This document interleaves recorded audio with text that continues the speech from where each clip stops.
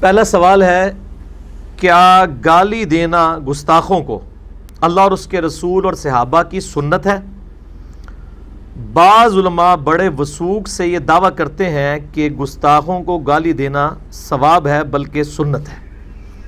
وَلِعَوْذُ بِاللَّهِ تَعَالَى اِنَّا لِلَّهِ وَإِنَّا إِلَيْهِ رَاجِعُونَ۔ میں پہلے تو یہ تصدیق کرتا ہوں کہ ایسا ہی ہے، ہمارے معاشرے میں ایسے علماء کی بھرمار ہے جو یہ سمجھتے ہیں کہ اللہ اور اس کے رسول صلی اللہ علیہ وآلہ وسلم کے مخالفین کو اور گستاخوں کو، جن کو وہ گستاخ سمجھ رہے ہیں، کیونکہ جن کو وہ سمجھ رہے ہیں وہ ان کو بھی گستاخ ہی سمجھتے ہیں، اپنے زوم میں گالی دینا جو ہے یہ اللہ اور اس کے رسول کی سنت ہے، نعوذ باللہ۔ اور اس کے اوپر وہ کافی لیم ایکسکیوزز اور دلائل بھی لے کے آتے ہیں۔ پہلا تو میں جو جواب دوں گا وہ الزامی ہے، اینٹی وینم ہے، پھکی والا جواب ہے، لاجیکل آنسر ہے کہ آپ جن لوگوں کو گالیاں دے رہے ہیں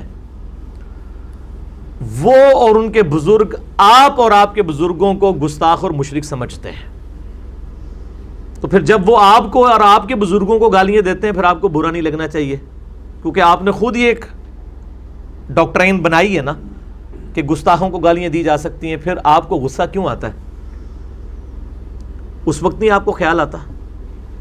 تو جب آپ لوگوں کے بزرگوں کو اس طریقے سے گالیاں نکالیں گے، ایک تو ہے علمی طریقے سے اصلاح کرنا، وہ تو ٹھیک ہے، لیکن سورۃ الانعام میں آیا ہے، اللہ تعالیٰ فرماتا ہے کہ لوگوں کے جھوٹے معبودوں کو گالیاں مت دو ورنہ وہ تمہارے سچے معبود کو بھی گالیاں دیں گے بغیر علم کے۔ علمی رد آپ کریں، وہ تو اللہ کی سنت ہے، نبی علیہ السلام کی سنت ہے، صحابہ کی، اہل بیت کی سنت ہے۔ گالیاں دینے کی تو اللہ نے کہا ہے کہ جھوٹے خداؤں کو بھی گالیاں نہیں نکالنی ہیں، اور آپ اپنے مسلمان بھائیوں کو اور اپنے علاوہ باقی مکاتب فکر کو گالیاں نکالتے ہیں جو کہ کافر بھی نہیں ہے، مسلمان ہیں، اور ان کو گستاخ ڈکلیئر کر کے ان گالیوں پر ثواب کی بھی امید رکھتے ہیں اللہ سے۔ یہ تو جب مریں گے تو لگ پتہ جائے گا تمہوں کہ ثواب لبدا ہے یا چھتر پہندے نے۔ یہ خود سے انہوں نے چیزیں بنائی ہوئی ہیں، اور میں کل بھی ایک بھائی سے یہ بات کر رہا تھا کہ ان کا اصلی چہرہ پبلک کے سامنے لا کے رکھنا چاہیے۔ اس کا بڑا آسان طریقہ میں آپ کو بتاتا ہوں، گورنمنٹ لیول پہ یہ کام کرنے کا ہے۔ یہ جتنے آ کے ٹی وی اینکروں کے پاس بیٹھ کے میٹھی میٹھی باتیں کر رہے ہیں، تقریروں کے اندر بڑی میٹھی میٹھی باتیں کر رہے ہیں، لیکن جمعے کے خطبوں میں اور اپنی نجی محفلوں میں دوسروں کو برا بھلا کہتے ہیں، اور ٹی وی پہ کہتے ہیں یہ بھی ہمارے بھائی ہیں، سنی شیعہ بھائی ہیں، بریلوی دیوبندی اہل حدیث سارے آپس میں بھائی بھائی ہیں۔ حالانکہ ایسا نہیں ہے، ان کے اصل عقیدے یہ نہیں ہیں۔ اس کا بڑا آسان طریقہ ہے، ان کی اس چہرے پہ جو انہوں نے نقاب اوڑے ہوئے ہیں اور یہ میک اپ کیا ہوا جعلی، یہ اتارنے کا بڑا آسان طریقہ ہے کہ آپ کسی بریلوی مکتبہ فکر کے عالم دین کے پاس چلے جائیں، پاکستان لیول کے، اور اس کو کہیں کہ مجھے صرف یہ سٹیٹمنٹ لکھ دو کہ دیوبندی، اہل حدیث اور شیعہ اگرچہ گمراہ ہیں، دوسکی ہیں، بدعتی ہیں، بد مذہب ہیں، لیکن ہے ہمارے مسلمان بھائی ہیں، ایک نہ ایک دن عذاب بھگت کے یہ جنت میں چلے ہی جائیں گے۔ کیا خیال ہے، یہ لکھ دیں گے؟ تو اس کا مطلب ہے کہ ان کو کافر مانتے ہیں۔ آپ ٹی وی پہ آ کے جتنے مرضی لوگوں کو پازیٹیونیس کے دھوکے دیں، یہ ان کو کافر سمجھتے ہیں دوسروں کو۔ یہی کام ہے ایک دیوبندی عالم دین سے کریں، پاکستان لیول کا، ایسا عالم دین جس کو دیوبند اپنے مفتی کے طور پہ ایکسیپٹ بھی کرتے ہوں، کہ آپ یہ لکھ دیں کہ اگرچہ ہم بریلویوں کو اور شیعہ کو اور اہل حدیث کو گمراہ سمجھتے ہیں اور گستاخ سمجھتے ہیں، لیکن ہے ہمارے مسلمان بھائی ہیں، ایک نہ ایک دن عذاب بھگت کے جنت میں چلے ہی جائیں گے۔ کیا حال ہے، لکھ دیں گے؟ تو اس کا کیا مطلب ہے کہ ان کو مسلمان نہیں سمجھتے، ورنہ یہ سٹیٹمنٹ لکھ کے دیں کہ عذاب بھگت کے چلے جائیں گے، عذاب بھگت کے بھی نہیں، وہ جانے کے حق میں، وہ سمجھتے نا اسی اللہ نال بھی پھڈا کر لینا ہے اتنے، وہ اپنے گمان میں تو یہ سمجھتے ہیں نا۔ تو اس کا مطلب ہے کہ وہ ان کو کافر سمجھتے ہیں۔ تو پھر جڑو شیر بنو، اللہ دے بندے آگے پبلک نو صحیح گل دسو کہ جی ہم جس فرقے سے ہیں ہم مسلمان ہیں، باقی سارے کافر نہیں، کہہ دیں آپ لوگوں کو، تاکہ آپ کے چہروں کے اوپر یہ جو نقاب ہے نا پازیٹیونیس کے، یہ اتر کے لوگوں کے سامنے آئے۔ اور اللہ کے فضل سے ہم نے ان کے چہروں سے نقاب اتار دیے، اب ان کو منہ چھپانے کی جگہ نہیں مل رہی ہے، اپنی پبلک کے سامنے بھی، دوسروں کے سامنے بھی، اللہ کے فضل سے۔ یہ گالی دینا کوئی سنت نہیں اپنے مخالفین کو، نعوذ باللہ من ذالک، بالکل حرام ہے. مسلمان کا مسلمان کو گالی دینا حرام ہے. بخاری اور مسلم کی درجنوں حدیثیں اس پر گواہ ہیں، قرآن حکیم کی کئی آیات اس کے اوپر گواہ ہیں. باقی یہ جو انہوں نے دلائل پکڑے ہوئے ہیں وہ بالکل اس طریقے سے نہیں ہے جیسا یہ پیش کرتے ہیں. مثال کے طور پہ کہتے ہیں جی اللہ کی سنت اس طرح ہے کہ اللہ تعالیٰ نے فرمایا تبت یدا ابی لہب و تب، کہ ابو لہب کے ہاتھ ٹوٹ جائیں اور وہ تباہ و برباد ہو گیا. وہ کہتے ہیں دیکھیں اللہ تعالیٰ نے ابو لہب کو گالیاں دی ہیں. ان کو شرم بھی نہیں آتی ہے کہ یہ اپنے فرسودہ عقیدے کو ثابت کرنے کے لیے اللہ کے اوپر جھوٹ باندھ رہے ہیں. اس میں گالی کون سی ہے؟ یہ تو بددعائیہ کلمات ہیں. بددعا دینا تو نبی علیہ السلام کی سنت ہے، اور یہ جھوٹ مشہور انہوں نے کیا جی نبی نے تو کدے اپنے جڑا دشمنوں نے بھی بددعا نہیں دیتی. بالکل جھوٹ ہے. بخاری مسلم میں درجنوں حدیثیں آپ صلی اللہ علیہ وسلم نے اپنے دشمنوں پہ قنوت نازلہ پڑھ کے ان پہ لعنت فرمائی اور کہا اللہ ان کو تباہ و برباد کر دے. جھوٹ بولتے ہیں. ہاں یہ بات درست ہے کہ آپ نے اپنی ذات کی خاطر کبھی کسی کو برا نہیں کہا. اللہ کے معاملے میں کوئی لحاظ نہیں کیا. وہ تو اپنے اصحاب کو کہہ دیا. مسلم شریف میں حدیث ہے کہ جو لوگ مسجد میں جماعت سے نماز نہیں پڑھتے، میرا دل کرتا ہے کہ میں اپنی جگہ کسی کو امام کھڑا کروں، اگر مجھے بچوں اور عورتوں کا خیال نہ ہو کہ وہ ان پہ جماعت واجب نہیں، وہ گھروں میں پڑھ رہی ہیں، میں تمہارے گھروں کو آگ لگا دوں. کہتے ہیں پازیٹیو باتیں کریں. پازیٹیو بات ہے آپ کی ڈاکٹرائن میں، ہماری ڈاکٹرائن میں بالکل پازیٹیو بات ہے. اللہ کے احکامات کے معاملے میں ایسا ہی ہوگا.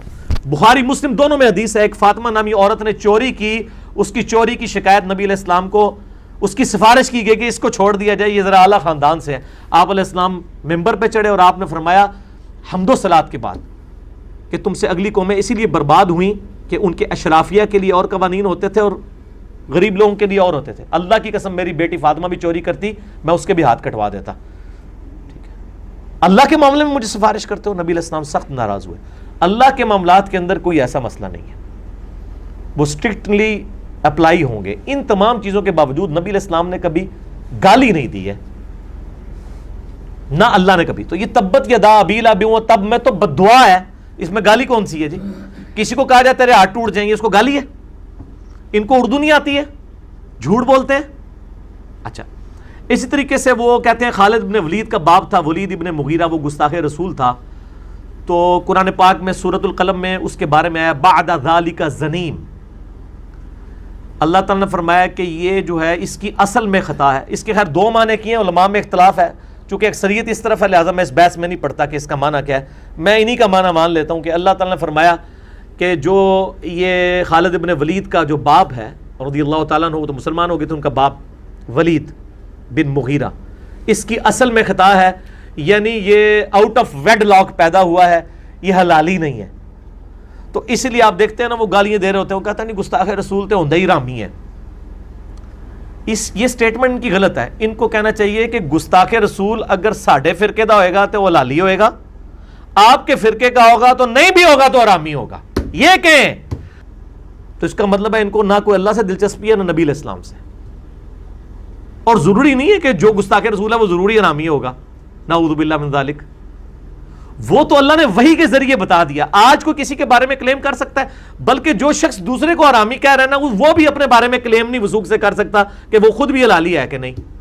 یہ تو اللہ اپنے نبی کو غیبی خبر دے سکتا ہے، اور تو کوئی شخص کلیم نہیں کر سکتا کسی کے بارے میں کہ وہ حرامی ہے یا حلالی ہے.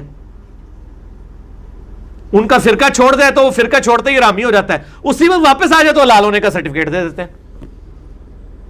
اسی سے اندازہ لگا لیں ان کے جعلی جو دعوے ہیں وہ کس طرح چینج ہوتے ہیں. ورنہ اگر کوئی حرامی ہے وہ حلالی نہیں مان سکتا، حلالی حرامی نہیں.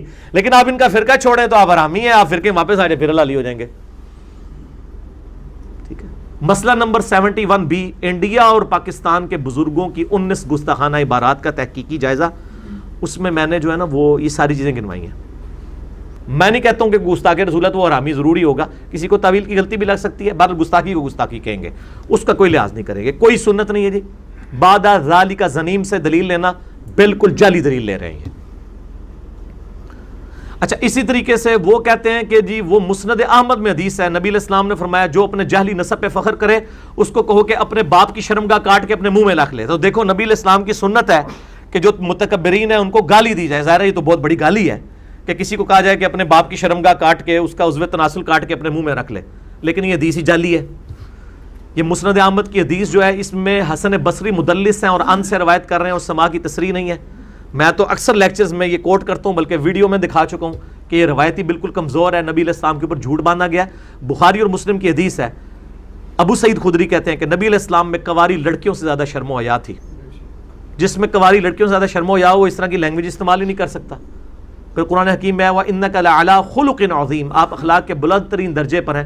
اس طرح کی ولگر گفتگو تو آپ صلی اللہ علیہ وآلہ وسلم کر ہی نہیں سکتے. اسی طریقے سے یہ کہتے ہیں کہ جی وہ صحیح بخاری میں حدیث ہے صلح حدیبیہ کے موقع پر، اور میں نے بھی لیکچر میں کئی دفعہ کوٹ کی ہے کتاب الشروع چیپٹر کے اندر صحیح بخاری کے اندر صلح حدیبیہ والے میں، کہ حضرت ابوبکر صدیق رضی اللہ تعالیٰ عنہ جو ہے وہ جب سہیل ابن عمر آیا تھا وہ بار بار اپنا ہاتھ نبی علیہ السلام کی داڑھی کی طرف کرتا تھا، گفتگو کر رہا تھا، تو حضرت ابوبکر کو غصہ آیا اور انہوں نے کہا کہ جاؤ تم لات اور منات کی شرمگاہیں چاٹو جا کے. تو وہ کہتے ہیں دیکھو حضرت ابوبکر نے جو ہے وہ گستاخ رسول کو گالی دی اور اس کو کہا کہ اپنے بزرگوں کی شرمگاہیں جو ہے وہ اپنے بتوں کی جا کے چاٹو. ہم یہ کہتے ہیں کہ اس طرح کی گستاخیاں جب ہم آپ کے بزرگوں سے ثابت کر دیں گے تو کیا آپ ہمیں اجازت دیں گے کہ ہم آپ کو کہیں کہ اب آپ جا کے چاٹیں ان کی شرمگاہیں؟ پہلے تو یہ الزامی جواب ہے، کیونکہ نہیں ہم تو ان کو گستاخ ماننے کے لیے تیار نہیں ہے. تو آپ جن کو باقیوں کو گستاخ کہہ رہے ہیں وہ آپ کے پاس اتھارٹی ہے. انڈیا پاکستان بنگلہ دیش کا تو ماحول یہ ہے کہ یہاں پہ کروڑوں لوگوں کا یہ عقیدہ ہے کہ اگر آپ ان کے سامنے کہہ دیں کہ نبی علیہ السلام انسان تھے ایز اے اسپیشیز، مرتبے کی بات نہیں ہو رہی، اسپیشیز کی، نو کی، تو کہتے ہیں آپ گستاخ رسول ہیں. اس جہل قوم کے اندر آپ لوگوں کو کہیں گے کہ گستاخ رسول کو قتل کر دو اور ہاتھ میں کلاشنکوف اٹھا کے تو اڑا دو، جس میں ہر بندہ اپنی ڈاکٹرائن میں دوسرے کو گستاخ رسول سمجھتا ہے. یہ رسک لیا جا سکتا ہے؟ Not at all. یہ عام آدمی کا کام ہی نہیں ہے اور معذرت کے ساتھ علماء کا بھی کام نہیں ہے، کیونکہ علماء اپنے فرقے والوں کو کہیں گے. آپ دیکھ لیں وہ معاملہ ہوا جنید جمشید صاحب کا بھی اور ڈاکٹر عامر لیاقت صاحب کا بھی. ایک فرقے کے پارٹی نے کہا اس کی توبہ سچی ہے، دوسرے نے کہا دوسری فراڈ ہے، اودی سچی ہے. تو یہ توبہ بھی نہیں ماننے کے لیے تیار ہوتے ہیں، ان کے اپنے معاملات ہیں. تو وہ کہتے ہیں کہ حضرت ابوبکر صدیق نے کہا تھا جاؤ اپنی شرمگاہیں جا کے چاٹو بتوں کی، تو یہ گالی ہوئی. یہ گالی نہیں تھی، اس لیے کہ وہ اپنے بتوں کی شرمگاہیں چاٹتے تھے.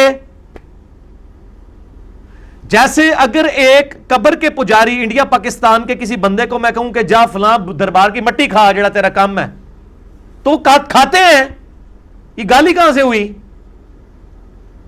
اور پنجاب میں تو آپ کو پتا ہے کہ ایک مزار بھی ہے، ہائے آسپے ہو سارے جی، وہاں پہ جناب پوری آپ سمجھیں کہ نا وہ رسیاں لٹکائی ہوئی ہیں اور اس کے اوپر جو ہے وہ نعوذ باللہ انہوں نے جو ہے وہ شرمگاہیں بنا کے لٹکائی ہوئی ہیں ہزاروں کی تعداد کے اندر. ہاں پنجاب ہمارے پاکستان میں مزار موجود ہے اور اس کا نام بھی وہی ہے جو پنجابی میں اس کو کہا جاتا ہے نا، او علی سرکار انہوں کا نام ہی جے. ہاں تو اب جو اس پہ جا رہے ہیں اور جا کے چڑھاوے چڑھا رہے ہیں، شرمگاہوں کے چڑھاوے چڑھاتے ہیں اتنی بڑی بڑی بنا کے نا وہ، اور وہ ان کو چاٹتے بھی ہیں، سارا کچھ چاہتے ہیں. اب اس کے ماننے والے کو ہم کہیں کہ جاؤ یار تسی وہی سرکار تے جا کے چٹو، تو یہ کون سی گالی ہوگی مجھے بتائیں؟ یہ گالی ہے؟ تو حضرت ابوبکر صدیق نے کوئی گالی نہیں دی. یہ دھوکہ دینا بند کرو. پوری قوم کو بت بنایا ہوا انہوں نے.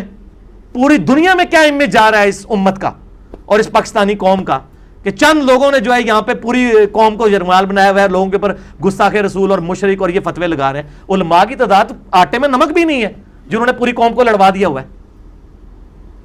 اور یہ دلائل وہ حضرت ابوبکر صدیق نے کہا یہ ابوبکر دی سنت ہے. تو وہ حضرت ابوبکر نے وہ کہا جو کرتے تھے، وہ خود سے بنا کے گالی نہیں دی ہے کہ تیری فلان دی ہے تو تیری فلان دا ہے، کوئی نہیں ثابت. یہ بالکل جھوٹ بولتے ہیں. گالی دینا حرام ہے، گالی دینا کافر کو بھی گالی دینا حرام ہے. اسلام میں کوئی اس کی گنجائش نہیں ہے کہ آپ کسی کو گالیاں دینا شروع کر دیں. اور اس کے ثبوت میں نے بتایا سورۃ الانعام میں اللہ تعالیٰ نے فرمایا لوگوں کے جھوٹے معبودوں کو گالی مت دو ورنہ تمہارے سچے کو بھی وہ دیں گے. گالی نہیں دے سکتے. ہاں علمی طریقے سے غلطیاں ہائی لائٹ کر سکتے ہیں، وہ تو پورے قرآن نے کی ہوئی ہیں. حضرت عیسیٰ علیہ السلام کے نام پہ جو فرقہ کھڑا تھا، عیسیٰ علیہ السلام کو کوئی گالیاں نہیں اللہ نے دی ہیں، نعوذ باللہ. لات منات کو بھی کہیں گالیاں دی قرآن کے اندر، ان کی عقیدوں کی غلطیاں ہائی لائٹ کی ہیں. ٹھیک ہو گیا جی. لہٰذا یہ یہ جب کہیں نا یہ جی گستاخ رسول حرامی ہے اور یہ ہے وہ، ان کو کہیں گے آپ کے پاس وہی نازل ہوتی ہے کہ کسی کے حلالی اور حرامی ہونے کا فیصلہ کریں گے آپ؟ ٹھیک ہے، انشاءاللہ اس کے بعد تو ان کی جرت بھی نہیں ہوگی بات کرنے کی انشاءاللہ.